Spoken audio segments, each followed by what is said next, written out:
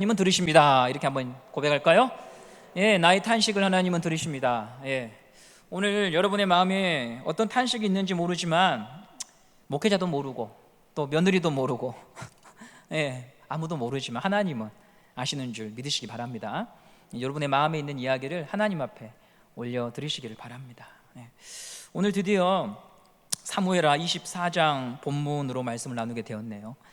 매주 수요일마다 사무엘서 말씀을 나눌 수 있도록 인도하신 하나님께 감사를 드리고, 또 코로나라고 하는 엄중한 상황 속에도 현장 예배에 참석해 주시고 또 온라인으로 예배를 드리는 또 여러분들에게도 감사의 마음을 전합니다.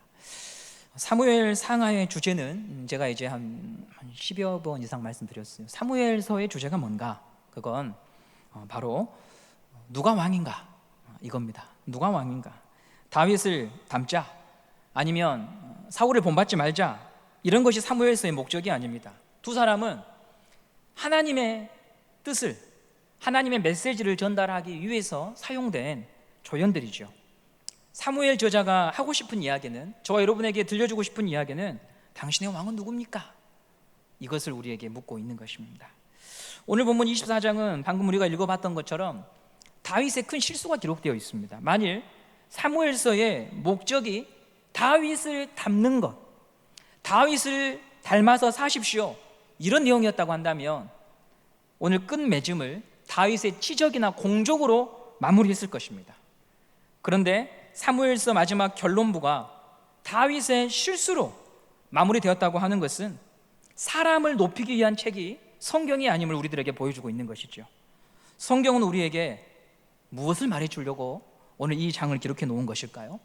그것에 대하여 오늘 이 수요 기도를 통해 한번 알아보려고 합니다. 오늘 본문에 다윗은 한 가지 중대한 국가 정책을 시행합니다. 그건 인구조사였습니다. 우리 사무엘하 24장 1절 말씀 함께 읽어보도록 하겠습니다. 24장 1절입니다. 시작. 여호와께서 다시 이스라엘을 향하여 진노하사 그들을 치시려고 다윗을 격동시키사 가서 이스라엘과 유다의 인구를 조사하라 하신지라. 다윗은 인구조사를 실시하게 돼요. 당시 사회에서 인구조사를 실행하는 목적은 두 가지입니다. 첫 번째는 얼마나 세금을 거둘 수 있는가, 세금을 납부해야 될 대상이 몇 명인가를 조사하기 위하여 인구조사를 하고요. 두 번째는 병사들을 징집해서 군복무를 하기 위해 인구조사를 시행했습니다. 그러므로 인구조사는 특별한 일이 아니라 국가 정책의 한 부분이에요. 잘못된 일이 아닙니다. 사무엘서 오늘 본문 전에도 몇 차례의 인구조사가 이 사무엘서에 기록이 되어 있습니다. 예를 들면 사무엘상 11장 8절 말씀을 한번 보도록 하겠습니다. 사무엘상 11장 8절입니다. 우리 한번 읽어볼까요? 시작. 사울이 베색에서 그들의 수를 세어보니 이스라엘 자손이 30만 명이요 유다 사람이 3만 명이더라. 사울이 통치할 때도 징집할 군인을 파악하기 위해서 인구조사를 실행했습니다. 그리고 하나님은 여기에 대해서 아무런 가타부타 말씀하지 않으셨습니다. 그런데 오늘 본문은 유독이 다윗이 인구조사를 실행한 것 때문에 하나님이 진노하십니다. 그게 무엇인가에 대하여 우리는 오늘 이유를 찾아봐야 하는데요. 첫째, 다윗은 인구조사할 때는 하나님이 이렇게 하라라고 하는 규례가 있습니다. 그 규례를 무시했습니다. 출애굽기 30장으로 한번 넘어가 보겠는데요. 출애굽기 30장 11절 12절 말씀을 한번 띄워주시기 바랍니다. 한번 읽어보겠습니다. 시작. 여호와께서 모세에게 말씀하여 이르시되 내가 이스라엘 자손의 수요를 조사할 때에 조사받은 각 사람은 그들을 계수할 때에 자기의 생명의 속전을 여호와께 드릴지니 이는 그것을 계수할 때에 그들 중에 질병이 없게 하려 함이라. 인구 조사를 할 때에는 한 가지 하도록 하신 게 있는데 한 사람당 얼마의 속전을 성소에 드리도록 했습니다. 한 사람당 얼마의 값을 지불하도록 했습니다. 그리고 그만큼 인구조사를 하도록 했지요. 왜 그랬을까요? 그 이유는 이스라엘 백성 한 사람 한 사람이 하나님의 소유라고 하는 것을 깨닫게 하기 위해서 속전을 지불하도록 했습니다. 그런데 다윗은 이 규례를 무시했습니다. 속전은 하나님의 소유라고 하는 것을 확인하는 절차인데 속전을 지불하지 않았다고 하는 것은, 그 말은 무슨 말이냐면 이 명령을 내린 다윗이 이 백성은 내 것이다, 이런 의미가 있는 것입니다. 하나님이 주셔서 이스라엘 백성이 이만큼 있는 것이 아니라 이 백성은 내 것이다, 내가 잘 통치했다, 이런 오류에 빠지고 있다고 하는 것이죠. 다윗은 하나님을요 점점 잃어가고 있는 것, 이것은 사울이 빠졌던 시험이었습니다. 하나님을 잊을 때 따라오는 일들이 있어요. 하나님을 우리가 잊으면은요 나를 증명하고 싶어 합니다. 내가 누구인가를 보여주고 싶어 합니다. 다윗은 인구조사를 통해서 대내적으로 보여줄 수 있는 것들이 많아집니다. 초대왕 사울은 다윗을 평생 쫓아다니느라 국정 운영에 빈틈이 많았어요. 반면에 우리가 지난 시간에 보았듯이 다윗은 충성스러운 장수들, 참모진의 도움으로 국가 운영에 집중할 수 있었습니다. 여러 가지 면에서 진척이 있었고 건실하게 나라를 세워갔습니다. 그래서 이런 인구조사를 통해서 대내외적으로 나는 사울과 달라, 내가 통치하는 이스라엘은 이 정도야 라고 하는 스스로 마음이 높아지는 자리로 가게 되는 것이죠. 이것을 성경은 두 자로 얘기하죠. 교만해진 다윗. 교만이 다윗을 사로잡고 있습니다. 교만이 죄가 되는 이유는 뭘까요? 버릇없어 보이니까, 건방지니까가 아닙니다. 교만이 죄가 되는 이유는, 교만은 은혜를 몰아냅니다. 은혜를 베푸시는 하나님을 밀어냅니다. 하나님이 왕이라는 사무엘서의 주제를 정면으로 반박하는 죄가 교만입니다. 교만에 빠지면 내가 왕입니다. 그래서 성경은 교만한 사람들을 향해서 저 사람은 버릇이 없어, 위아래가 없어 라고 하는 차원에서, 윤리적 차원에서 말하는 것이 아닙니다. 잠언에 보면 이런 말씀이 있는데요, 잠언 16장 5절에 하나님이 교만한 자를 이렇게 말씀하십니다. 우리 한번 읽어보겠습니다. 시작. 무릇 마음이 교만한 자를 여호와께서 미워하시나니 라고 합니다. 하나님이 그를 미워한다라고 말합니다. 왜냐하면 그 하나님의 자리를 찬탈하여 하나님의 은혜를 밀어내고 자기가 왕노릇하고 있기 때문입니다. 사실 우리도 교만이라고 하는 죄에서 자유롭지 않잖아요. 나를 드러내고 싶어하고 사람들이 나를 인정해주고 또한 나를 과시하고 싶은 욕망이 누구에게나 다 있습니다. 2년 전인가 다니엘 기도회 때 생각나는 분이 한 분 있습니다.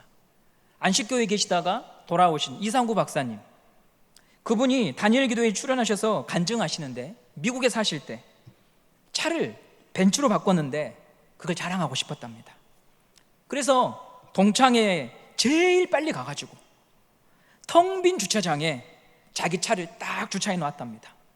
텅 빈 주차장에 멋있는 벤츠 한 대 혼자 있으니까 동창들이 올 때마다 저거 누구 차야? 저 차 누구지? 이 말 듣고 싶어서 추운 겨울날 제일 빨리 가서 주차장에서 가장 잘 보이는 곳에 자기 차를 대놓았다라고 하는 말씀을 하더라고요.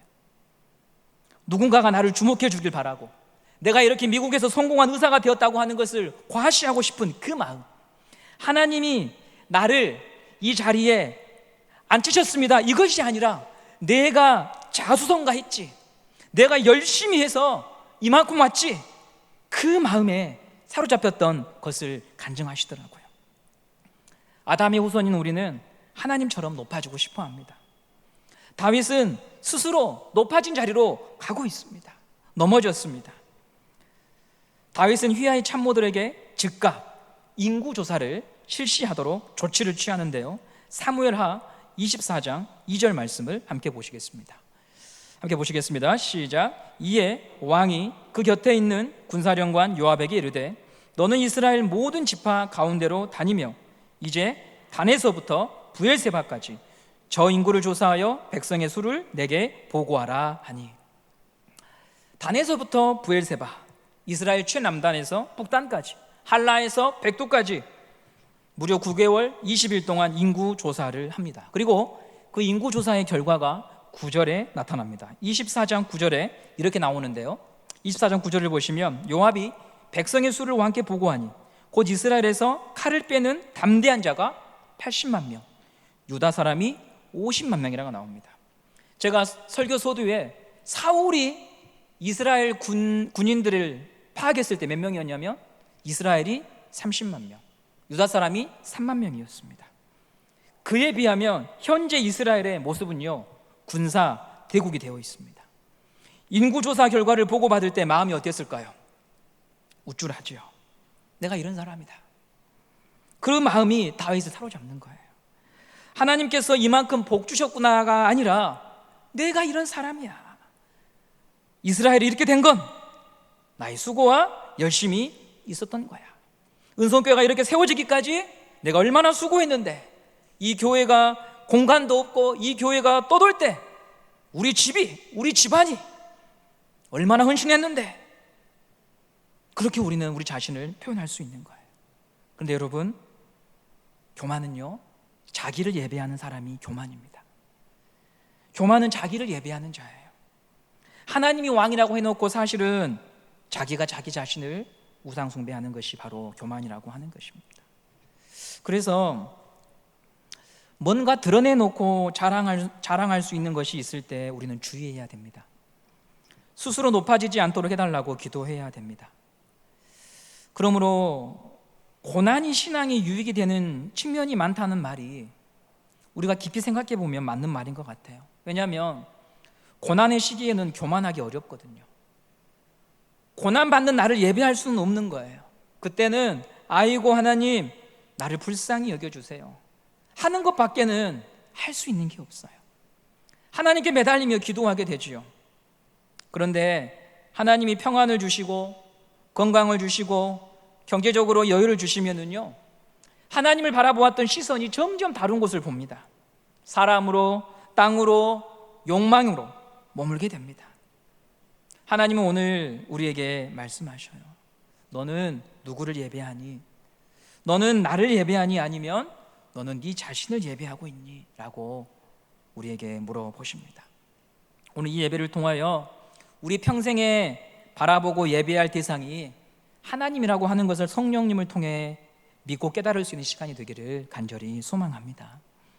다윗은 인구조사 결과 보고를 받았어요. 그런데 참 신기한 게 있어요. 기쁨도 잠시고요, 그에게 근심이 밀려왔다고 나와요. 오늘 본문을 보시면 다윗이 자책했다고 말합니다. 사무엘하 24장 10절을 보도록 하겠습니다. 24장 10절입니다. 시작.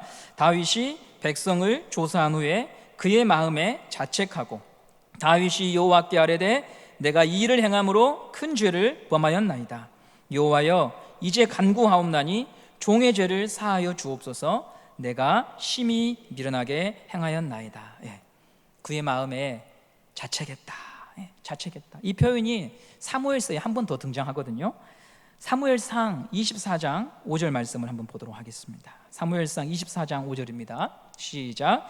그리한 후에 사울의 옷자락 뱀으로 말미암아 다윗의 마음에 찔려.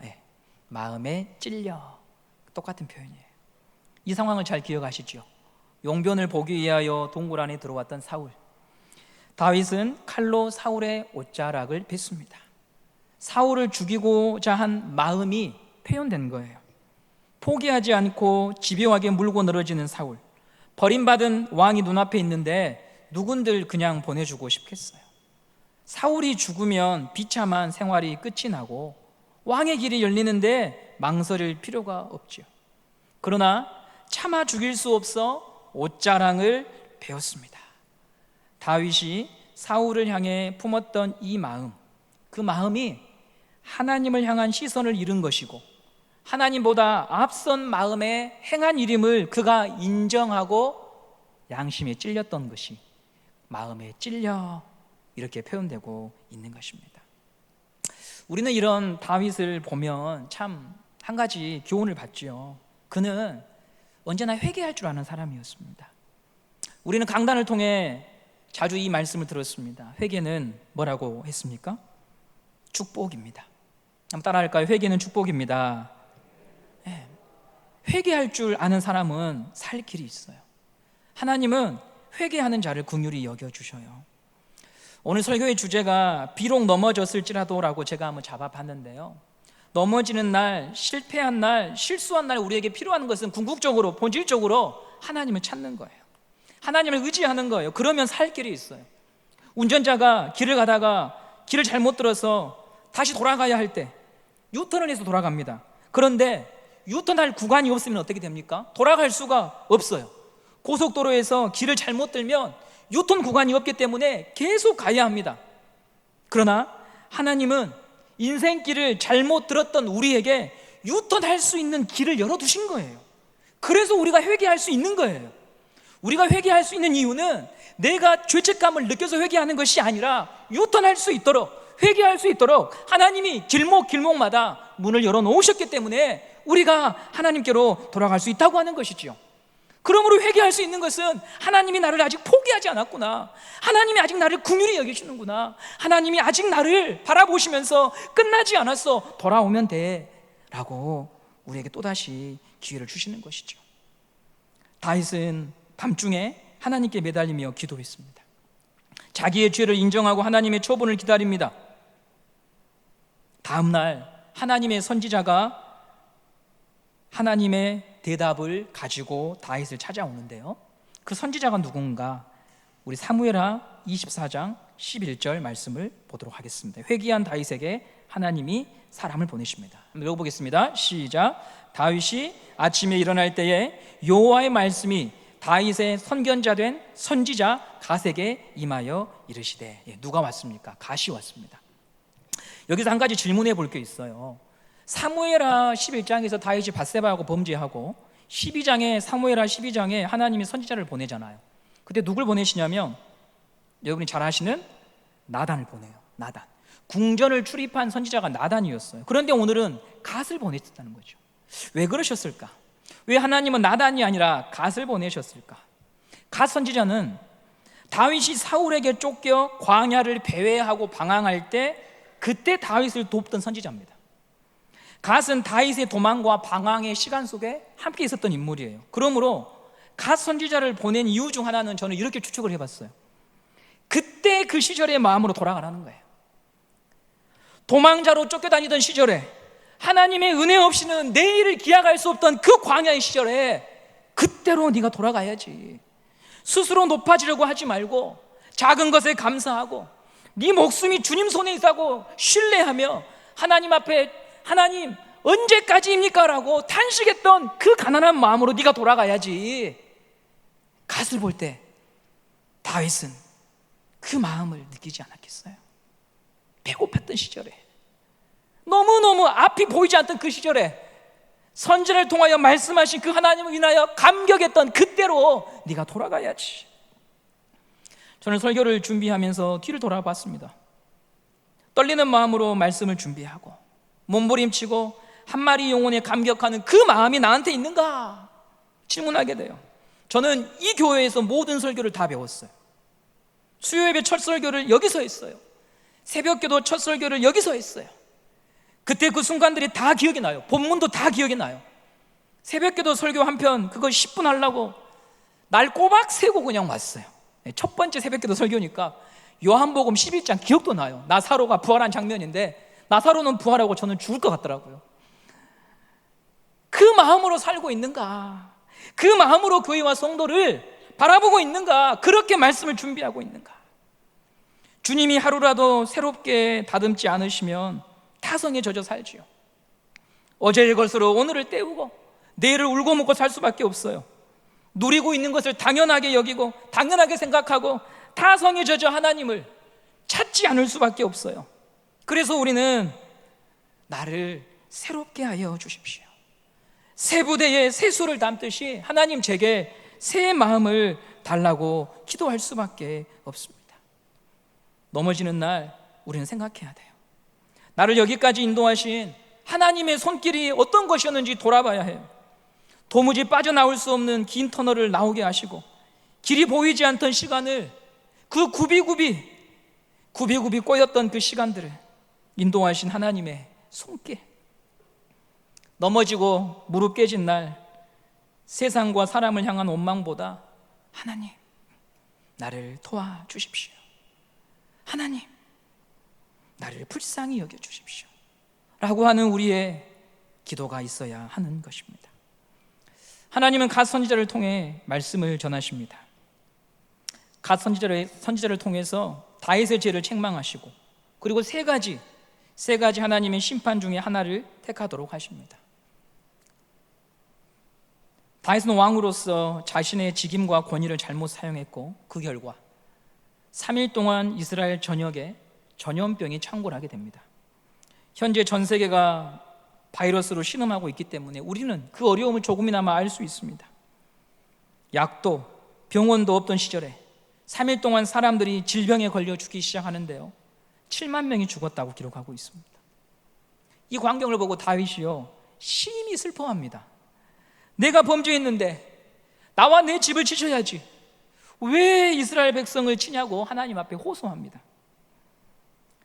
우리는 이 장면에서 한 가지 질문할 수 있어요.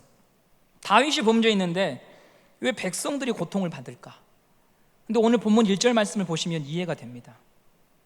하나님을 진노케 한 죄가요 다윗에게만 있는 게 아니라 이스라엘 전체와 관련이 돼 있었어요. 하나님이 이스라엘에게 진노했다고 말해요. 그들도 자기의 죄로 죽음을 당한 거죠. 그리고 또 한 가지 저는 이 본문을 보면서 생각한 것은 다윗은 다른 왕들하고 좀 다르게 이런 마음이 있었어요. 나보다 백성이 고통받을 때 다윗은요 정신을 번쩍 차려요. 아파해요. 예를 들면 여러분에게 한번 생각해 보세요. 하나님이 여러분을 치시면, 여러분에게 어려운 일을 주시면 어떻게 하십니까? 그리고 자녀를 치시면 어떻게 하십니까? 나한테 일어나는 급한 상황이나 엉킨 문제는요 힘들지만 버텨냅니다. 하나님께 매달리지도 않고 어떻게든 견뎌내요. 그런데 자식이 다쳤다, 아프다, 학교 생활이 어렵다 이러면 어떻습니까? 어떻게 해야 될지 모르죠. 내 문제를 가지고는 밤이든 새벽이든 기도하기 어려운 때에도요 자식에게 문제가 있다 이러면 달라집니다. 하나님은 어쩌면 우리의 그런 것도 다 살피셔서 사람을 다루시는 것 같아요. 하나님은 나를 깨우시기 위해 다양한 방법을 사용하시는 것 같아요.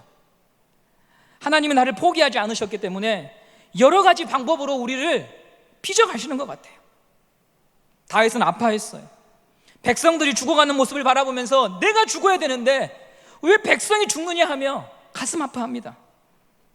이 다윗의 호소를 듣고 하나님께서 심판을 멈추시지요. 그리고 선지자를 통해서 한 가지 일을 말씀하십니다. 사무엘하 24장 18절 말씀을 보도록 하겠습니다. 24장 18절입니다. 시작. 이날에 같이 다윗에게 이르러 그에게 아뢰되 올라가서 여부스 사람 아라우나의 타작마당에서 여호와를 위하여 제단을 쌓으소서 하매. 여부스 사람 이방인인데요, 그 사람이 타작마당에 가서 뭘 쌓으라고 합니까? 제단을 쌓아라. 이것은 후에 예루살렘 성전이 세워지는 터전이 됩니다. 다윗의 아들 솔로몬이 성전을 짓습니다. 성전은 어떤 곳입니까? 죄를 가지고 나아가 하나님의 자비와 긍휼을 구하는 곳이죠. 사무엘서 마지막 장을 아라우나의 타작마당의 이야기로, 성전을 바라보는 이야기로 끝내는 이유가 뭘까요? 그것은 이 사무엘서를 결론을 내리면서 이 저자는 우리들에게 하나님의 나라란 말이다, 인간에게 의존한 나라가 아니라 하나님의 자비와 긍휼로만 가능한 나라다. 인간 왕을 통하여 세워지는 나라가 아니라 하나님의 옷자락을 붙잡고 가는 나라가 하나님의 나라다. 하나님보다 앞서려는 마음을 못 받고 못 박아 하나님의 자비와 긍휼에 호소하여 가는 나라가 하나님의 나라라고 우리에게 가르쳐 주는 것이죠. 우리는 이것을 믿을 때 다윗처럼 하나님 앞에 기도합니다. 넘어지셨습니까? 문제로만 여기지 말고 기도의 제목으로 바꿀 때 우리 영혼은 살아날 수 있습니다. 그러면 하나님이 우리를 도와주실 것입니다. 말씀을 맺겠는데요, 사무엘상 1장 2장에 한나가 기도하잖아요. 그리고 하나님이 응답하십니다. 사무엘하 24장에 오늘 본문에 다윗이 애통하며 기도합니다. 하나님이 응답하십니다. 하나님이 왕이심을 믿는 사람은 기도합니다. 그분의 자비와 긍휼만이 나를 고치고 우리를 고칠 줄 믿고 기도하는 것입니다. 여러분은 하나님을 나의 왕으로 믿으십니까? 그러면 우리는 기도합니다. 왜냐하면 제도가 인간을 고치는 것이 아니에요. 사람이 우리를 고치는 것이 아니에요. 하나님의 자비와 긍휼만이 우리를 고칠 수 있기 때문에, 우리를 치료할 수 있기 때문에 우리는 하나님의 은혜를 구하며 기도해야 하는 것입니다. 사무엘하 24장 25절 마지막 장 마지막 절 말씀인데요, 여기도 하나님 앞에 기도하는 것으로 맞춰집니다. 우리 한번 24장 25절 읽어보도록 하겠습니다. 시작. 그곳에서 여호와를 위하여 제단을 쌓고 번제와 화목제를 드렸더니 이에 여호와께서 그 땅을 위한 기도를 들으시매 이스라엘에게 내리는 재앙이 그쳤더라. 아멘. 하나님이 왕이심을 믿으신다면 우리 모두 넘어진 날에도 선 날에도 하나님에게만 우리의 마음을 올려드리고 탄식하고 주의 은혜를 구하는 저와 여러분의 되기를 간절히 소망합니다.